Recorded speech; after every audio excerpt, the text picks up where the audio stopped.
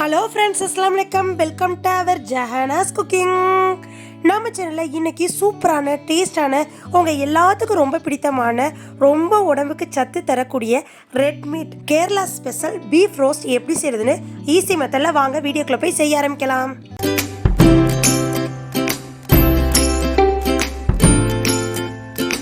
Friends, செய்யும் முறை பார்ப்போம். 2 கிலோ இன்றைக்கி பீஃப் வாங்கி அதை குக்கரில் நல்லா அலசிட்டு போட்டு மஞ்சத்தூள், இஞ்சி பூண்டு பேஸ்ட்டு, உப்பு, 1 டீஸ்பூன் வினிகர் ஊற்றி நம்ம வேக வச்சுக்கணும். ஃப்ரெண்ட்ஸ் பாருங்கள். ஃப்ரெண்ட்ஸ், இப்போ தேவைக்கேற்ப உப்பு போட்டாச்சு, மஞ்சத்தூள் போட்டாச்சு, இஞ்சி பூண்டு பேஸ்ட் போட்டாச்சு, வினிகர் ஊற்றியாச்சு. வினிகர் இல்லாட்டி நீங்கள் லெமன் சாறு ஊற்றிக்கலாம். அப்புறம் நல்லா ஃப்ரெஷ்ஷாக நுணுக்கிய குறுமிளகு தூள் கொஞ்சோன்னு போட்டுக்கோங்க. போட்டு உங்களுக்கு தேவைக்கேற்ப அந்த கறி வேகிறதுக்கு தண்ணி ஊற்றி நல்ல ஒரு 3-4 விசில் வச்சுக்கோங்க. ஃப்ரெண்ட்ஸ், உங்கள் கறிக்கு தகுந்த மாதிரி உங்கள் குக்கரில் விசில் எத்தனை வச்சா கரெக்டாக வேகுமோ அந்தளவுக்கு விசில் வச்சு ஆஃப் பண்ணி உங்களுக்கு காமிக்கிறேன். ஃப்ரெண்ட்ஸ் பாருங்கள், இப்போ விசில் வந்துருச்சு.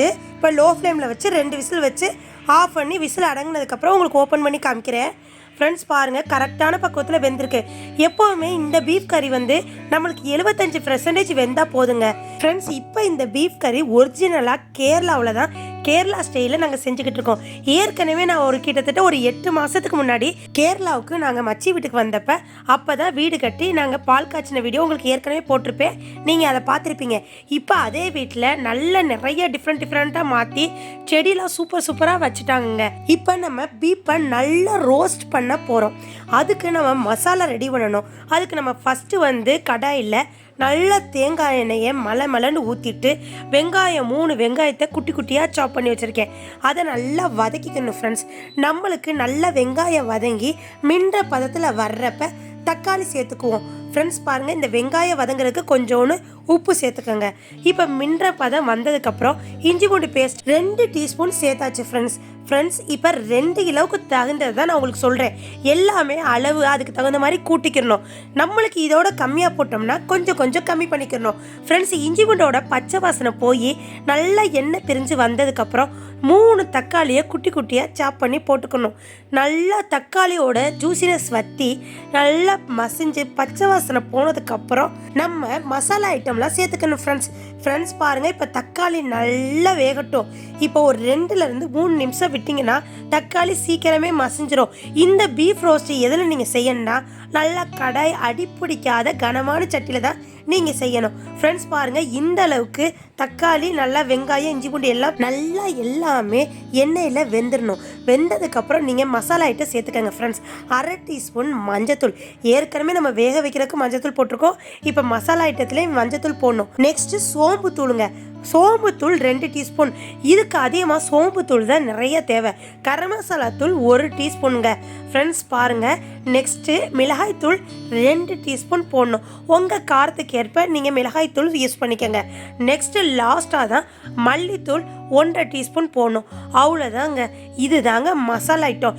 இந்த மாதிரி பீஃப் ரோஸ்ட்டு வச்சு செஞ்சு சாப்பிட்டு பார்த்தா அடுத்தடுத்து நீங்கள் இந்த மாதிரி தான் நீங்கள் செஞ்சு சாப்பிடுவீங்க. ஃப்ரெண்ட்ஸ் பாருங்கள், இப்போ நல்லா மசாலாவோட பச்சை வாசனைலாம் போகட்டும். 2-3 செகண்ட் வதக்கிட்டு இப்போ நல்லா ஃப்ரெஷ்ஷான கருவேப்பிலையை கொத்தோட ஒரு 3-4 உருவி அதில் போட்டுக்கோங்க. கருவேப்பிலை ஃப்ளேவர் தான் நல்ல ஒரு அரோமா கொடுக்கும். ஃப்ரெண்ட்ஸ், இப்போ கொஞ்சோன்னு தண்ணியை இருத்து தனியாக வச்சுக்கோங்க. இப்போ அந்த பீஃப் கறியிலேயே நம்ம இந்த மசாலாவை சேர்த்து திருப்பி ஒரு விசில் விடணும். ஃப்ரெண்ட்ஸ், அதில் தான் இந்த பீஃப் கறியில் மசாலாவெலாம் நல்லா போய் சேரும்.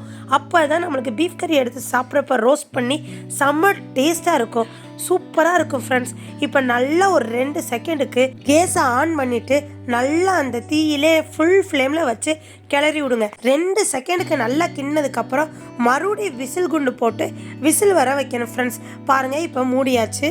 மூடி மறுபடியும் கரெக்டாக ஒரு விசில் வந்துச்சோ வரலையோன்னு நம்ம ஆஃப் பண்ணிடலாம். ஃப்ரெண்ட்ஸ் பாருங்கள், இதுக்கடையில் நாங்கள் டீ குடிச்சிட்டு அப்புறம் லைட்டாக பேசிக்கிட்டு இருந்தோம். இப்போ நாங்கள் சமைக்கிறது எங்கன்னா எங்கள் மச்சி வீட்டில் கேரளாவில் தான் சமைக்கிறோம். இது ஒரிஜினல் கேரளா ஸ்டைலில் பீஃப் ரோஸ்ட்டுங்க. இதே மாதிரி நீங்கள் செஞ்சு பாருங்கள். ஏற்கனவே நான் வீடியோ போட்டிருப்பேன், அதெல்லாம் நாங்கள் மதுரையில் செஞ்சது. இதுதான் ஒரிஜினலாக இப்போ கேரளாவில் செய்கிறது. ஃப்ரெண்ட்ஸ், இப்போ விசில் வந்துருச்சு. ஆஃப் பண்ணி விசில் அமர்ந்ததுக்கப்புறம் உங்களுக்கு ஓப்பன் பண்ணி காமிக்கிறேன். ஃப்ரெண்ட்ஸ் பாருங்கள், இந்த மாதிரி நல்லா அந்த மசாலா ஐட்டம்லாம் பீஃப் கறியில் சேர்ந்து நல்ல ஒரு டேஸ்ட் இப்போயே சூப்பராக இருக்குங்க. இதில் பாதியை மட்டும் நல்லா அடிப்பிடிக்காத கனமான கடாயில் எடுத்து பாதி பீஃப் கறியை நம்ம ரோஸ்ட் பண்ண போகிறோம். பாதி பீஃப் கறியை நம்ம அப்படியே கிரேவி மாதிரி பதத்துக்கு கொண்டு வந்து சாப்பிட போகிறோம். ஃப்ரெண்ட்ஸ் பாருங்கள், இப்போ பாதியை எடுத்து சின்ன சின்னதாக நொறுக்கிய தேங்காய் துண்டுகளை ஒரு கையளவு போட்டு அதில் தூவிட்டு மேலாப்பில் நல்லா ஃப்ரெஷ்ஷாக அப்பையே நுணுக்கி நம்ம சேர்த்த மிளகுத்தூள் சேர்த்து நல்லா கிளறி விடுங்க. ஃப்ரெண்ட்ஸ், இது சுருள வெந்து பீஃப் கறியாக அப்படியே லைட்டாக கலர் சேஞ்ச் ஆகும். அப்படியே கொஞ்சம் சேஞ்ச் ஆகி டார்க் கலராக கொஞ்சம் கருப்பு கலராக வர்ற வரையும் நீங்கள் ரோஸ்ட் பண்ணணும். ஃப்ரெண்ட்ஸ், இப்பையும் நீங்கள் கருவேப்பிலையை நீங்கள் போடணும். எவ்வளோக்கு எவ்வளோ கருவேப்பிலை போடுறோமோ அவ்வளோக்கு அவ்வளோ டேஸ்ட்டு கொடுக்குங்க.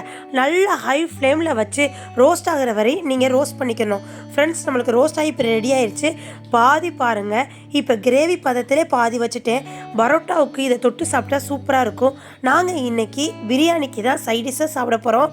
ஃப்ரெண்ட்ஸ், இப்போ பாதி இதுக்கு வச்சு தனியாக பவுலில் வச்சாச்சு. இன்னொரு பாதியை ரோஸ்ட் ஆக்கி அதை ஆஃப் பண்ணதுக்கப்புறம் இந்த ஸ்டேஜ் வந்தோன்னே ஆஃப் பண்ணிடணும். அவ்வளோதான் ஃப்ரெண்ட்ஸ். சூப்பரான டேஸ்டான உங்கள் எல்லாத்துக்கும் ரொம்ப விரும்பி சாப்பிடக்கூடிய நம்ம உடம்புக்கு சத்து தரக்கூடிய ரெட் மீட். அவ்வளோ ரத்த சத்துங்க. இந்த ரெட் மீட்டில் நன்மைகள்னு பார்த்தா நிறைய இருக்குது. நீங்கள் கூகுளில் போட்டு சர்ச் பண்ணுங்களே, அவ்வளோ நன்மைகள் இருக்குது. இது நீங்கள் கண்டிப்பாக நீங்கள் சாப்பிடுங்க. சாப்பிட்டு பார்த்துட்டு இந்த மாதிரி பீஃப் ரோஸ்ட் செஞ்சு சாப்பிட்டு பார்த்துட்டு கமெண்ட் செக்ஷனில் சொல்லுங்கள் ஃப்ரெண்ட்ஸ். இப்படி ஒரு கறியை எடுத்து நான் சாப்பிட்டா செம்ம டேஸ்ட்டாகவும் நல்ல சாஃப்டாகவும் வெந்துருச்சு. இதே மாதிரி நீங்கள் செஞ்சு சாப்பிட்டு பார்த்துட்டு கமெண்ட் செக்ஷனில் சொல்லுங்கள் ஃப்ரெண்ட்ஸ். லைக் பண்ணுங்கள், ஷேர் பண்ணுங்கள், கமெண்ட் பண்ணுங்கள், மறக்காமல் சப்ஸ்கிரைப் பண்ணிடுங்க ஃப்ரெண்ட்ஸ். பக்கத்தில் உள்ள பெல்லுக்கான கிளிக் பண்ணிங்கன்னா தான் நான் போடுற புது புது ரெசிபி உங்களை வந்து சேரும். இதே போல் நெக்ஸ்ட் ஒரு அருமையான வீடியோவில் உங்களை வந்து சந்திக்கிற வரை எனக்கான வெயிட் பண்ணுங்கள். நெக்ஸ்ட் வீடியோவில் பார்ப்போம். தேங்க்யூ மக்களே. அஸ்ஸலாமு அலைக்கும்.